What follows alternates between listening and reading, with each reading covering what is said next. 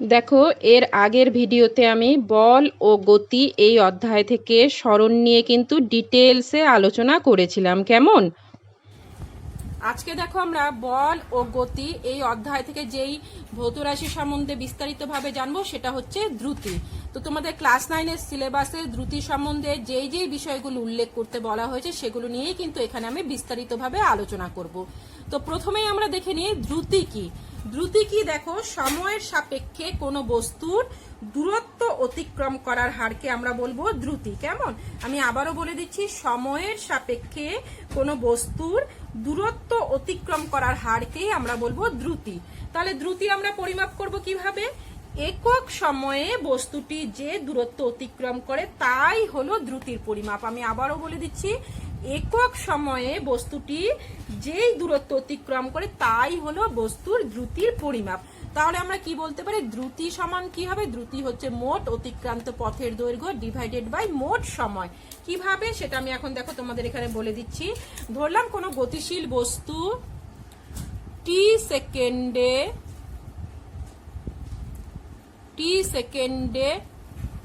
S দৈর্ঘ্যের টি সেকেন্ডে S দূরত্ব অতিক্রম করে। হ্যাঁ, আমরা ধরলাম যে কোনো বস্তু, গতিশীল বস্তু টি সেকেন্ডে এস দূরত্ব অতিক্রম করে।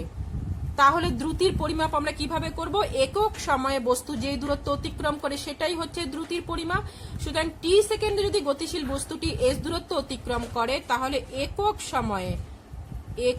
সময়ে বস্তুটি কি পরিমাণ দূরত্ব অতিক্রম করবে? একক সময়ে এস বাই টি দূরত্ব অতিক্রম করবে। তাহলে আমরা দ্রুতি কি দেখতে পাচ্ছি? দ্রুতি হচ্ছে মোট অতিক্রান্ত পথের দৈর্ঘ্য বাই মোট সময়। অর্থাৎ দ্রুতিকে যদি আমরা ভি দিয়ে প্রকাশ করি, স্মল ভি দিয়ে প্রকাশ করি, তাহলে একক সময়ে যেই দূরত্ব অতিক্রম করছে সেটাই দ্রুতি। একক সময়ে আমরা দেখলাম হচ্ছে এস বাই টি দূরত্ব অতিক্রম করে, সুতরাং আমরা বলতে পারি V equals to S by T. দেখো, এখান থেকে কিন্তু আমরা আরেকটা জিনিসও যা দেখতে পাচ্ছি, এস ইকুয়ালস টু কি হবে বলো তো? এস ইকুয়ালস টু হবে ভি টি।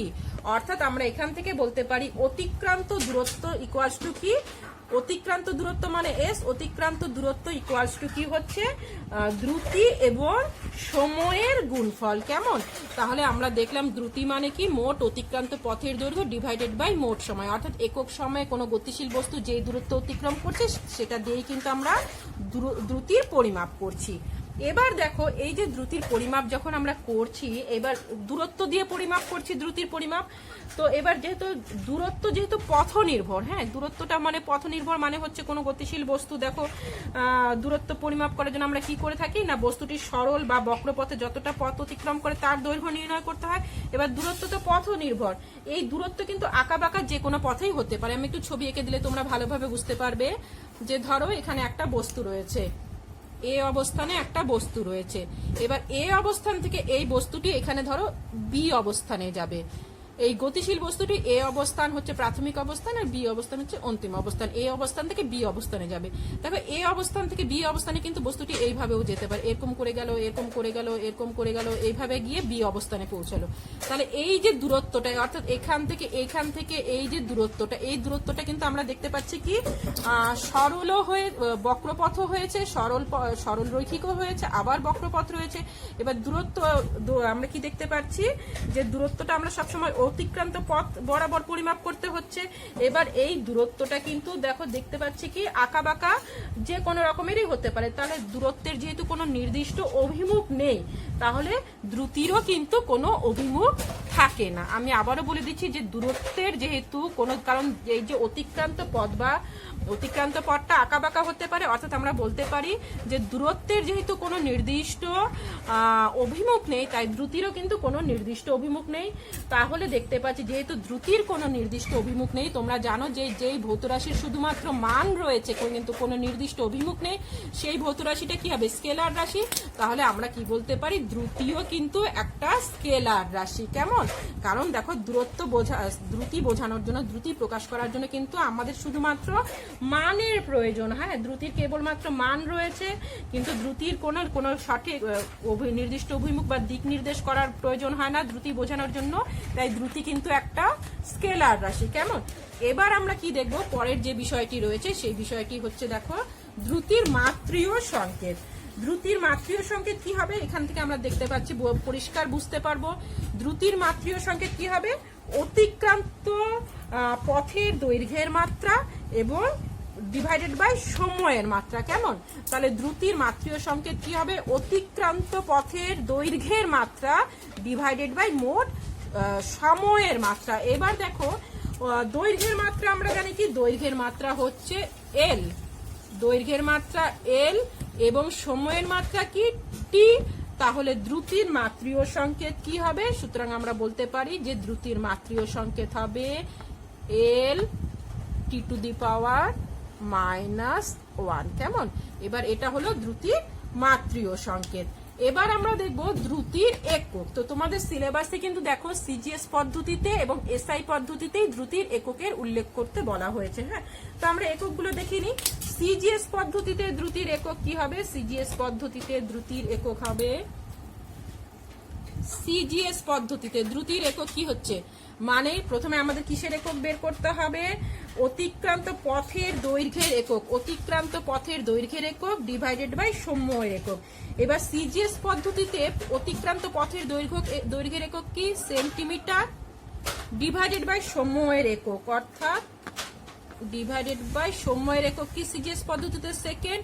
তাহলে সিজিএস পদ্ধতিতে দ্রুতির একক কি হবে, সেন্টিমিটার পার সেকেন্ড। হ্যাঁ, এবার আমরা দেখবো এসআই পদ্ধতিতে, এসআই পদ্ধতিতে দ্রুতির একক কি হবে, এসআই পদ্ধতিতে দ্রুতির একক কি হবে, অতিক্রান্ত পথের দৈর্ঘ্যের একক ডিভাইডেড বাই সময়ের একক। এবার সিজিএস পদ্ধতিতে অতিক্রান্ত পথের দৈর্ঘ্যের একক কি, মিটার ডিভাইডেড বাই সময়ের একক মানে সেকেন্ড, অর্থাৎ এসআই পদ্ধতিতে দ্রুতির একক কি হলো, মিটার পার সেকেন্ড। কেমন, এবার আমরা জেনে নেব সমদ্রুতি এবং অসমদ্রুতি কি। হ্যাঁ, দেখো কোনো গতিশীল বস্তু যদি যে কোনো দুটি সমান সময়ের ব্যবধানে সমান দূরত্ব অতিক্রম করে তবে তার দ্রুতিকে বলা হয় সমদ্রুতি। কেমন, ধরা যাক আমরা ধরো একটা সমদ্রুতি নিয়ে একটা বস্তু টি সময়ে এস পরিমাণ দূরত্ব অতিক্রম করে। হ্যাঁ, আমি আবারও বলছি যে একটা বস্তু ধরো সমদ্রুতিতে চলছে। হ্যাঁ, একটি বস্তু সমদ্রুতিতে চলছে, সমদ্রুতিতে চলছে। এবার বস্তুটি ধরলাম আমরা যে টি সময়ে এস দূরত্ব অতিক্রম করছে। কেমন, টি সময়ে এস দূরত্ব অতিক্রম করেছে। আমি আবারও বলে দিচ্ছি যে একটা ধরলাম যে একটা বস্তু সমদ্রুতিতে চলছে এবং সমদ্রুতি নিয়ে এই গতিশীল বস্তুটি টি সময়ে এস দূরত্ব অতিক্রম করেছে। তাহলে দেখো টি বাই টু সময়ে বস্তুটি, টি বাই টু সময়ে বস্তুটি যাবে এস বাই টু দূরত্ব, এস বাই টু দূরত্ব অতিক্রম করবে, এস বাই টু দূরত্ব অতিক্রম করবে। এখান থেকে বলতে পারি তাহলে বস্তুটি টি বাই থ্রি সময়ে বস্তুটি যাবে এস বাই থ্রি দূরত্ব, টি বাই ফাইভ সময়ে বস্তুটি যাবে এস বাই ফাইভ দূরত্ব। অর্থাৎ আমরা বলতে পারি না কোনো বস্তু যদি সমদ্রুতিতে টি সময়ে এস দূরত্ব অতিক্রম করে তাহলে টি বাই টু সময়ে বস্তুটি যাবে এস বাই টু দূরত্ব, টি বাই থ্রি সময়ে যাবে বস্তুটি এস বাই থ্রি দূরত্ব, টি বাই ফাইভ সময়ে যাবে বস্তুটি এস বাই ফাইভ দূরত্ব। কেমন, তাহলে আমরা বলতে পারছি, তাহলে আমরা কি দেখলাম যে কোনো গতিশীল বস্তু যদি যে কোনো দুটি সমান সময়ের ব্যবধানে সমান দূরত্ব অতিক্রম করে তাহলেই কিন্তু তার দ্রুতিকে আমরা কি বলবো, সমদ্রুতি। অর্থাৎ সমান সময়ের কোনো গতিশীল বস্তু যদি যে কোনো দুটো সমান সময়ের ব্যবধানে সমান পরিমাণ দূরত্ব অতিক্রম করে তাহলেই তার দ্রুতিকে আমরা বলবো সমদ্রুতি। তাহলে অসমদ্রুতি কি? যদি কোনো বস্তু সমান সময়ের ব্যবধানে বিভিন্ন পরিমাণ দূরত্ব অতিক্রম করে তাহলে তার দ্রুতিকে আমরা বলবো অসমদ্রুতি। আমি আবারও বলছি, যদি কোনো গতিশীল বস্তু সমান সময়ের ব্যবধানে বিভিন্ন পরিমাণ দূরত্ব অতিক্রম করে তবে তার দ্রুতিকে আমরা বলবো অসমদ্রুতি। এবার অসমদ্রুতির ক্ষেত্রে কিন্তু আমরা কি করি জানো? অসমদ্রুতির ক্ষেত্রে কিন্তু গড় দ্রুতি নির্ণয় করতে হয়। কেমন? অসমদ্রুতির ক্ষেত্রে আমরা গড় দ্রুতি নির্ণয় করব। এবার তাহলে গড় দ্রুতি কি সেটা আমরা জেনে নিই। গড় দ্রুতি কি দেখো, অসমদ্রুতির ক্ষেত্রে যেহেতু আমরা গড় দ্রুতি নির্ণয় করব, ধরলাম আমরা যে ধরে নিচ্ছি যে কোনো বস্তু t1 সময়ে, একটা গতিশীল বস্তু আমরা ধরে নিলাম যে t1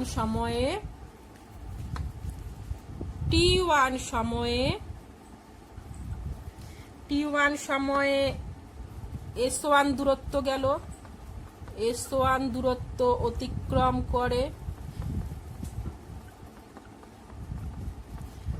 পরের t2 সময়ে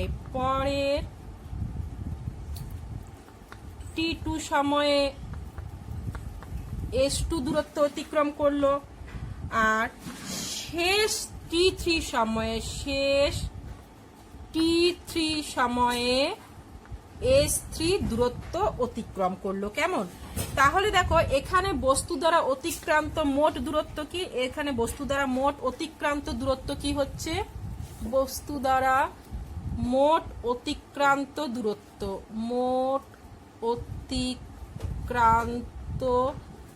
দূরত্ব কি হবে?